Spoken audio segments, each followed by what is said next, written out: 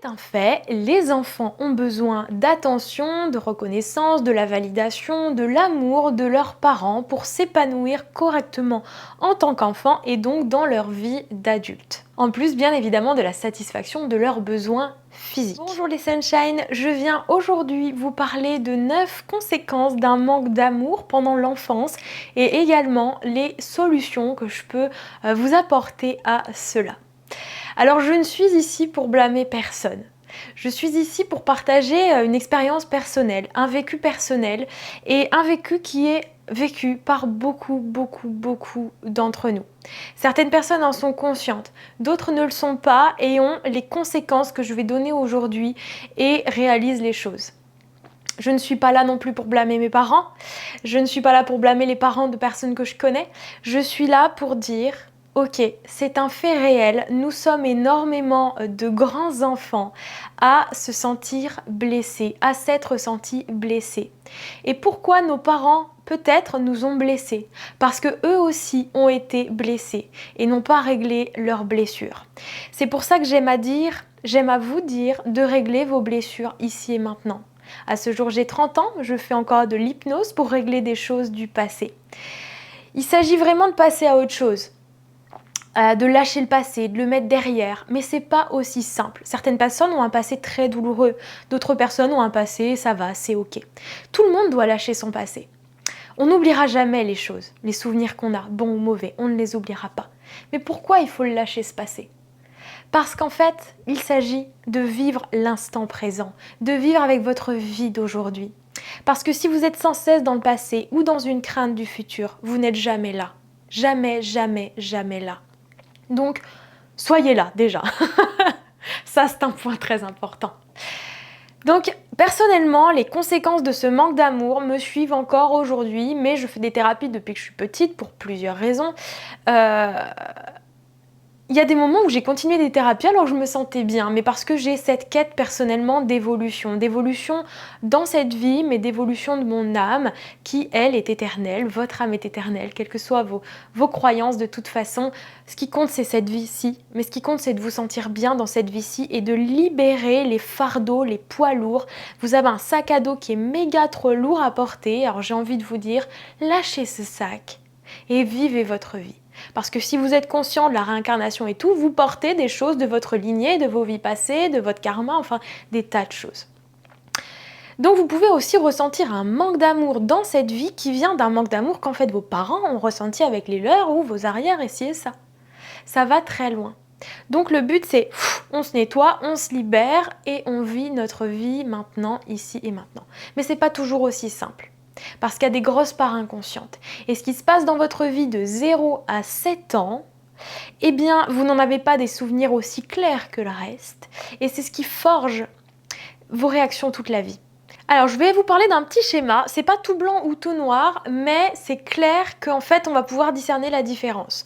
Si vous avez eu des parents qui étaient, on va dire, émotionnellement stables, assez accomplis, on va dire, dans leur vie et posés, l'enfant aura un fort sentiment d'identité. Il se sentira lui-même, il se sentira à sa place, il se sentira aimé d'un amour inconditionnel et ça lui fera le plus grand bien.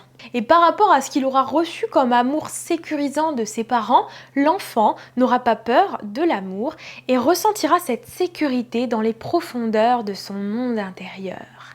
Mon rêve Mon rêve, cette fameuse insécurité qui me suit depuis tant de temps.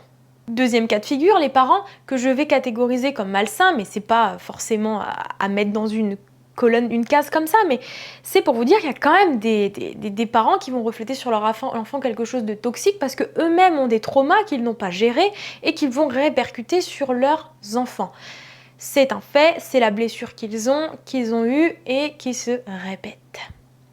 Tout n'est quand même pas excusable et pardonnable. Leur instabilité émotionnelle à eux, ils font ce qu'ils peuvent, mais ils ont une instabilité émotionnelle, ça engendrera chez l'enfant un grand mal, une grande difficulté à développer l'estime de soi, la conscience de la valeur de soi, de l'amour de soi, du mal à s'aimer donc soi-même, du mal à avoir confiance dans autrui et même confiance en soi-même. Peur, tristesse, instabilité émotionnelle, ça c'est clair au niveau de choses qui perdurent en fait. Du mal dans les relations à l'âge adulte Et on peut avoir la sensation que la personne en face en fait n'est pas assez disponible pour nous parce que en fait il y a cette insécurité qui fait qu'on est en demande, en demande, en demande et que ça n'est jamais assez. C'est pour ça que j'insiste toujours sur le fait de faire un chemin d'amour de soi et de combler ce vide intérieur par nous-mêmes et de devenir nos parents en interne parce que ce manque qu'on n'a pas eu en fait, ce qu'on n'a pas eu, on va le chercher dans des gens, dans des situations, dans des addictions, dans des comportements qui sont malsains pour nous, mais en fait c'est notre seul moyen de compenser, donc on va le faire. Mais ça n'est pas bon dans le temps, donc et surtout ça ne sera jamais assouvi, hein, ce besoin, ce vide intérieur ne sera jamais rempli par l'extérieur. À savoir, nous sommes incarnés en ayant choisi nos parents. Il paraît.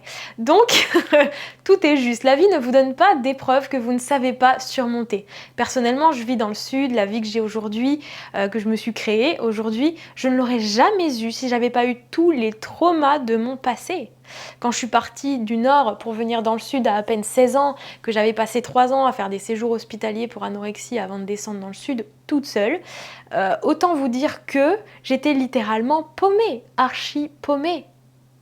On est dans un état de souffrance en plus très jeune qui était intenable. Et puis, je me suis rendu compte que j'étais quand même responsable de ma construction finalement. Mais en fait, du coup, ce sentiment de, en fait, je suis toute seule à me créer quoi. Et ça fait mal parce qu'on a envie à ce moment-là de pouvoir se reposer sur quelqu'un, de se sentir en sécurité. Oui, vous pouvez m'aider. Donc après, j'ai eu des comportements où j'avais envie de sentir du soutien. Parce qu'en fait, je me sentais profondément seule. Ça doit vraiment venir des profondeurs de votre monde intérieur, cette sécurité. Quand surtout vous ne la touchez pas à l'extérieur. Donc ce que je vous dis là, c'est que en fait, les expériences difficiles vous amènent à aller chercher en vous des forces que vous n'avez pas soupçonnées. Vous avez vos blessures, vous avez vos épreuves, et finalement, elles vous ont forgé. Je sais que la Manon d'aujourd'hui et l'aide que je peux apporter avec mes clients, ou la vie que je peux vivre aujourd'hui, j'aurais pas pu la vivre si j'avais pas eu toutes ces blessures. C'est ça la résilience finalement, même si on s'en passerait. Mais donc la vie vous donne des épreuves que vous êtes capable de surmonter, ça c'est clair. Et un jour vous pouvez vous rendre compte qu'elles vous sont en fait utiles à votre construction, puisqu'en fait l'âme a choisi, votre âme a choisi. Aussi bizarre que ça puisse paraître. Donc la bonne nouvelle, c'est que vous êtes acteur responsable et vous n'êtes pas une victime dans votre vie, même si vous avez pu l'être avant, vous n'êtes pas aujourd'hui, vous êtes en pleine capacité. Donc les conséquences que je vais vous citer, et c'est pas une fatalité en fait, c'est génial, j'ai mon pouvoir d'être et je peux changer. Conséquence numéro 1, l'instabilité affective. Lorsque la première expérience d'attachement de votre vie, qui est celle avec vos parents, s'est mal passée et que la réponse à cette expérience, c'est de se sentir en tout cas mal aimé, qu'est-ce qui se passe derrière? Alors je parle de mal aimé, je viens vraiment vous parler d'un sentiment intérieur. Parce qu'il y en a qui confondent, oui, tu n'as pas manqué de matériel, tu as eu tout ce que tu avais. Non, je parle d'un truc du cœur. Je parle d'une profondeur du cœur, d'accord? Je parle pas du fait d'avoir ce qu'il faut pour manger, dormir et ne manquer de rien. Je parle de la sécurité du cœur, ok? Quand on a perçu ce manque d'amour, cette solitude du cœur quand on est petit dans l'attachement, et on grandit avec ça et on se sent seul dans le cœur même à deux. On se sent seul dans le cœur dans les relations, on se sent seul dans le cœur dans la vie. Il y aura également dans les conséquences une peur de s'engager avec quelqu'un ou dans des relations ou dans des choses tout simplement par peur de souffrir, par peur que ça rate, parce qu'on se dit en fait à la base j'ai pas eu ça donc c'est comme si je le méritais pas, donc je suis en insécurité, j'ai peur, ça peut me lâcher à n'importe quel moment. Vous voyez, c'est la souffrance chronique de l'insécurité affective et de ce fameux vide intérieur que vous essayez de combler en permanence à l'extérieur. Conséquence 2 d'un manque d'amour pendant l'enfance, un trouble de l'intelligence émotionnelle. Je vous le disais tout à l'heure, de 0 à 7 ans, l'enfant emmagasine tout, l'enfant ressent, l'enfant voit, l'enfant perçoit, l'enfant capte des énergies invisibles. C'est pour ça que les enfants, beaucoup d'enfants peuvent voir en fait les défunts, les âmes, les guides, les anges, et puis ensuite ne les voient plus un peu plus tard, parce qu'en fait il y a une perception qui est très très grande. C'est pas le sujet de la vidéo, mais j'avais envie de le dire. Et donc du coup, ces enfants qui sont, les enfants qui sont éponges à tout capter, s'ils captent de 0 à 7 ans l'intelligence émotionnelle troublée de leurs parents, parce que les parents sont blessés, traumatisés, quoi que ce soit, par certaines choses, et qui le répercutent sur leurs enfants, que ça soit purement psychique, dans leur énergie, ou que ça soit par des actes violents, ou que ça soit par des abus. Il y a tout type de choses. C'est pas non plus le sujet de la vidéo. On pourrait parler de romans, ce sujet, ça me passionne. Mais donc, tout ça pour vous dire que, vu que l'enfant est éponge, et que s'il a comme repère dans sa vie, dans la vie de ses parents, ou de ceux qui l'ont éduqué, une intelligence émotionnelle qui est en fait biaisée complètement, bah, l'enfant se construit avec ça. Comment vous voulez qu'il arrive à être stable, l'enfant? Comment vous voulez qu'il gère ses émotions, l'enfant? S'il a grandi dans un trouble de l'intelligence émotionnelle. Comment vous voulez que l'enfant accueille ses émotions, exprime ses émotions, observe ses émotions? Bref. Conséquence 3, un manque d'estime de soi. C'est logique, basique et fondamental. Les enfants se tournent vers les personnes qui les ont éduqués, parents ou proches, pour savoir qui ils sont.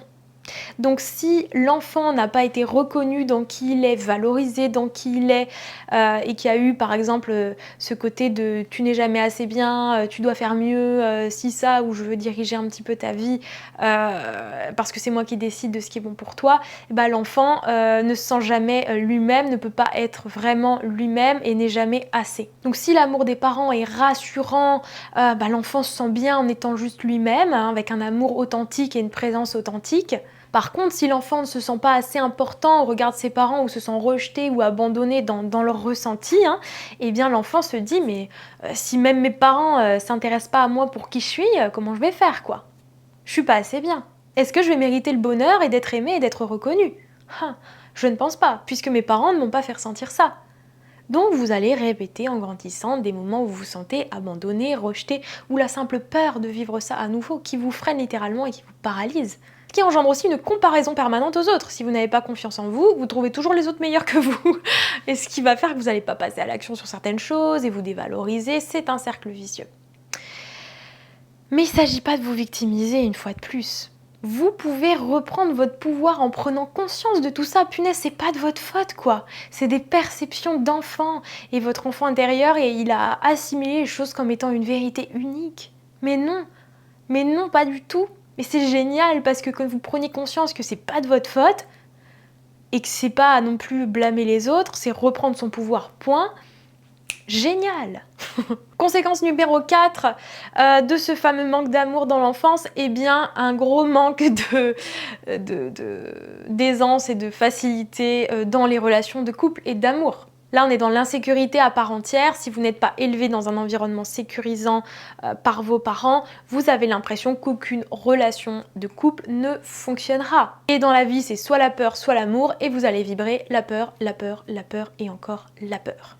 Peur va engendrer une méfiance permanente qui va faire que vous n'allez pas être pleinement vous-même dans votre relation de couple. Et vous n'allez pas forcément choisir les bonnes personnes non plus.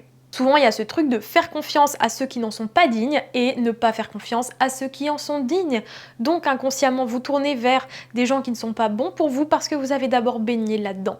Mais quand vous en prenez conscience et que vous changez votre fréquence radio, hein, on est tous énergie, hein, nous sommes énergie, on capte des fréquences. Si vous captez la fréquence de la peur et que vous captez les mêmes fréquences sur lesquelles vous avez grandi, qui ont été difficiles pour vous, on répète ça. On répète ça. On va chercher ça, on est sur la même fréquence. Par contre, on fait un cheminement de compréhension, chemin sur soi, d'amour de soi, paf, on monte de fréquence. Et on va capter des nouvelles personnes. Ah bah tiens, c'est marrant ça. Ah bah il y a des personnes avec qui ça va plus du tout vibrer. Hein. Mais il y en aura de nouvelles. Et puis il y en aura avec qui ça ira très bien, enfin bref. Donc, il s'agit d'observer, de comprendre. Quand on répète des schémas de relations de couple qui ne marchent pas, c'est pas blâmer l'autre, c'est qu'en fait, il y a un truc en nous qui attire ça. C'est un fait. C'est ok, on se juge pas, mais il faut vraiment aller bosser là-dessus. Et après, on se rend compte qu'on peut attirer d'autres relations et un jour s'épanouir pleinement dans une relation de couple. C'est possible, j'y suis arrivée. Conséquence numéro 5, la répétition des schémas de relations toxiques. Donc juste avant, je vous parlais du couple et du manque de confiance et de la méfiance. Et là, je viens vous parler vraiment d'attirer en fait à vous des schémas où vous allez être victime, où vous allez être éventuellement soumis dans des situations où vous allez avoir la sensation de subir et ne pas pouvoir être maître de ce qui se passe. Alors que si vous devez en fait, la vie vous demande de poser vos limites. Hein. En réalité, si vous avez eu cet environnement toxique, vous allez inconsciemment plus tard chercher recherchez le même environnement. Pourquoi? Parce que cet environnement vous est familier et que l'inconnu fait peur. Donc, à partir de ce schéma que vous avez eu, vous allez répéter des schémas et encore répéter des schémas. Parce que l'enfant ne sait pas comment c'est autrement puisqu'il a grandi dans ce schéma-là. Donc, si vous avez l'observation aujourd'hui de vous dire « punaise, je répète ce schéma-là », et en plus, la vie, elle va utiliser différents rôles. Vous allez vous sentir pareil, mais une fois ce sera dans le travail, une fois ce sera dans le couple, une fois dans l'amitié, une fois dans la famille, ou que sais-je. Ça se répète, c'est des rôles qui sont joués. Pareil, hein, il y a un plan cosmique là au-dessus. Pour votre bien. Mais au bout d'un moment, il y en a marre d'en avoir marre, le schéma il se répète, il y a un problème. Et c'est oser aller se remettre en question. Bon, bah, je pense que là, il y a un truc à régler. Et c'est pas grave, c'est pas de votre faute. Une fois de plus. Mais il faut s'en occuper quand même. Si vous voulez casser un schéma et passer sur un nouveau qui va embellir votre vie, vous pouvez le faire. Mais je ne peux pas le faire pour vous et même les gens qui vous aiment profondément ne le peuvent pas. Conséquence numéro 6 de ce manque d'amour, une domination de la peur de l'échec. Si vous avez eu des parents qui vous ont aimé sous condition de réussite scolaire, de ceci, de cela, même si ce n'était pas fait dans une mauvaise intention, mais en tout cas, ça a été perçu comme ceci, comme cela de votre part, et c'est légitime de l'entendre, eh bien, vous allez avoir peur de l'échec forever and ever, jusqu'à ce que vous cassiez le schéma. Donc c'est pas forever. Mais je veux dire, il y a un moment où il faut se dire que si j'ai cette domination de la peur de l'échec dès que je fais quelque chose, mais en fait ça vient peut-être pas de moi. Et je dois croire en moi, je dois reprendre confiance en moi, je dois reprendre l'amour de qui je suis. La peur de l'échec fait des ravages parce qu'en fait elle vous empêche d'avancer dans tous les domaines de votre vie littéralement. Parce que quel que soit le sujet, vous avez peur d'échouer. Ça peut vous empêcher de vous épanouir et personnellement et professionnellement. Conséquence numéro 7, un profond sentiment de solitude. Vous connaissez les loups solitaires? Voilà. Moi je me suis expatriée de ma famille très tôt et je me suis sentie profondément très seule, même en étant très entourée autour de moi par le travail, par les coachings, par des proches, soi-disant proches, parce qu'en fait je ne laissais pas les gens être vraiment proches de moi, je ne laissais pas les gens vraiment connaître qui j'étais parce que moi-même je ne me connaissais pas vraiment. J'étais l'image de ce que je voulais renvoyer, enfin bref, tout un truc. Mais tout ça pour vous dire que je me sentais tellement seule. D'ailleurs c'est ce qui m'a fait me raccrocher profondément au ciel parce que très tôt dans ma vie j'ai capté énormément les énergies invisibles et j'arrivais à partir en fait réellement et à me dire que c'était mieux ailleurs avec ma famille d'âme, avec la lumière et tout. Mais après j'ai compris que non, mais si je suis là c'est que j'ai quelque chose à vivre là et que je vais la créer, ma famille mais ici, et puis que mes proches si je les compte sur les doigts de ma main, je les compte sur les doigts de ma main.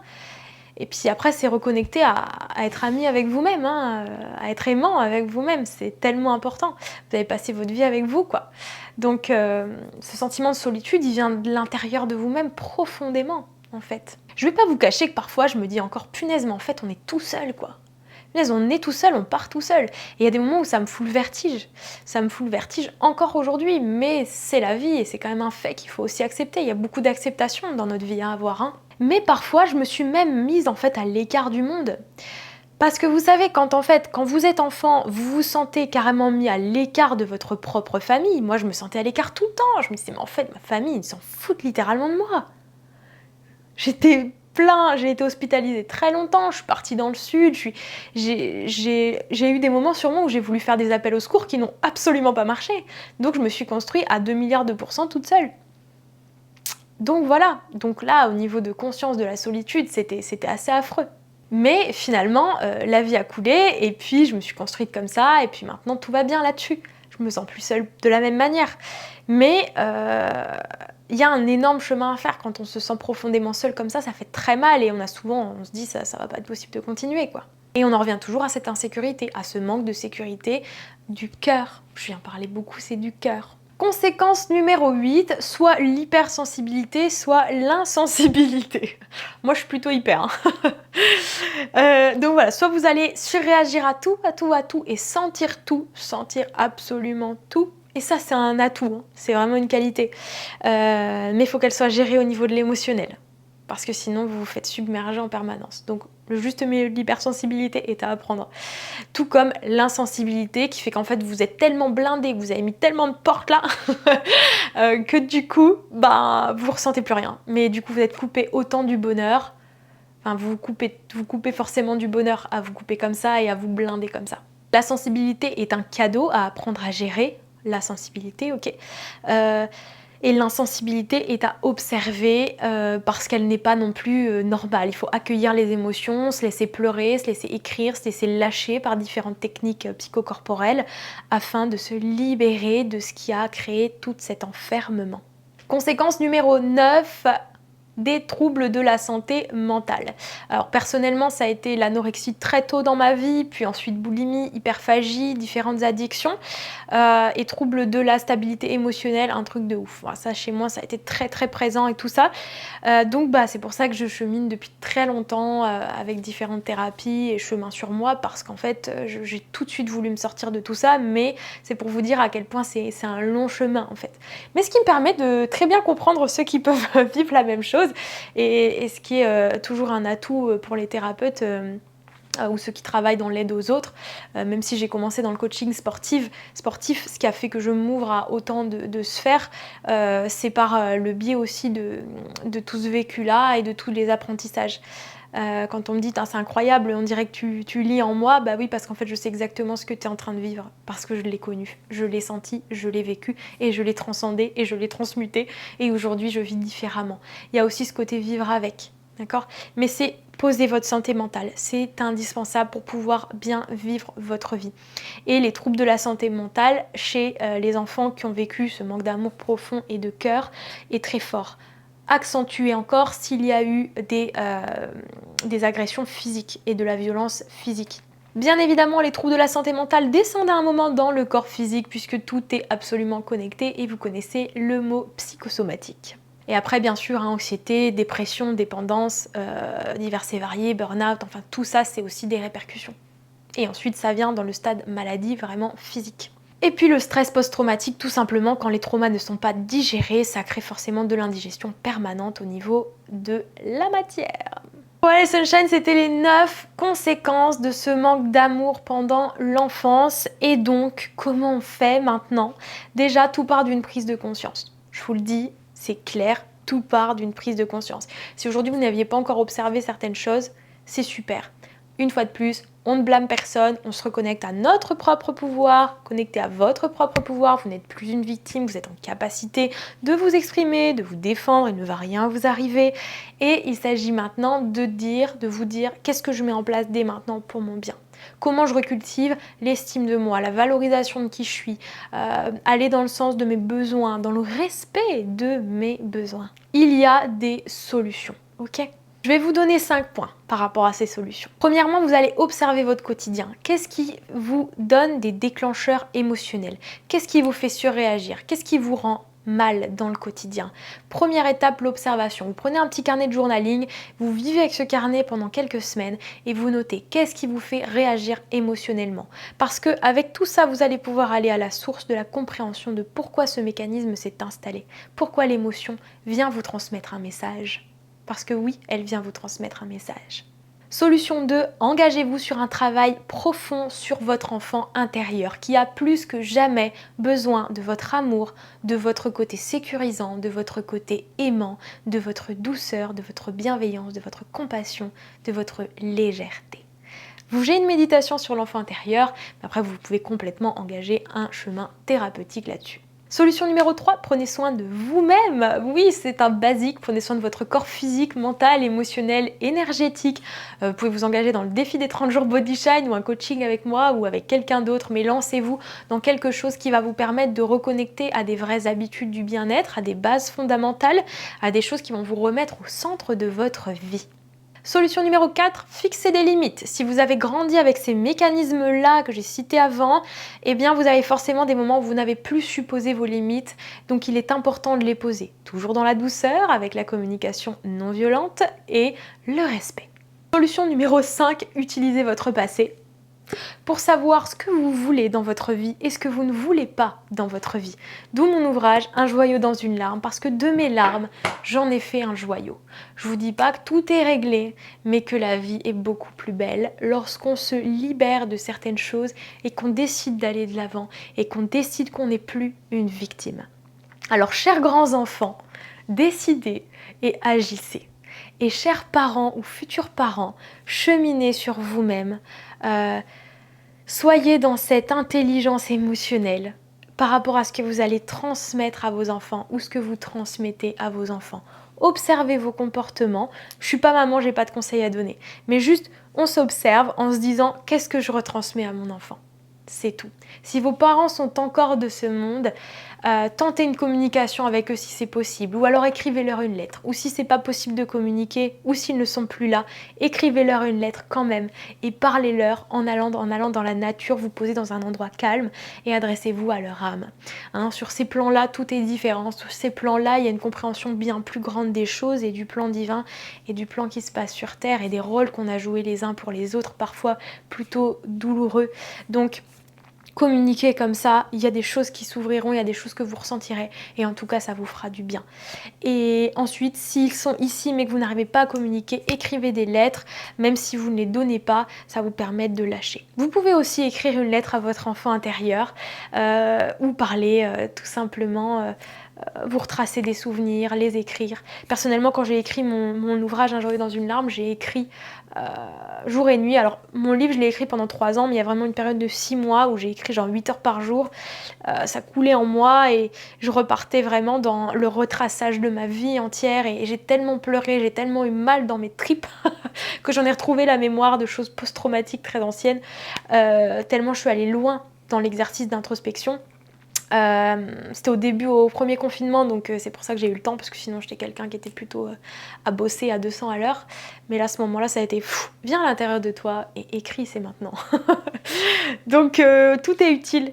Prenez ce temps parce que vous êtes important, parce que le temps passe vite, parce qu'à l'échelle de notre vie sur Terre, ça n'est qu'une seconde, mais qu'à l'échelle de votre âme, le chemin que vous faites ici est très très très important.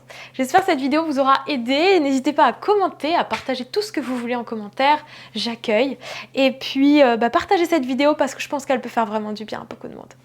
Namasté. Merci d'avoir regardé cette vidéo. Abonnez-vous pour ne rien manquer et si vous avez envie de conseils gratuits avec mon approche spécialisée triade corps âme esprit, vous pouvez souscrire gratuitement à ma newsletter. Si vous avez aimé cette vidéo et que vous voulez aller plus loin, je vous propose le défi des 30 jours Body Shine avec la possibilité d'un accompagnement personnalisé. Prenez contact avec moi pour avoir plus d'infos sur ce que je vous propose.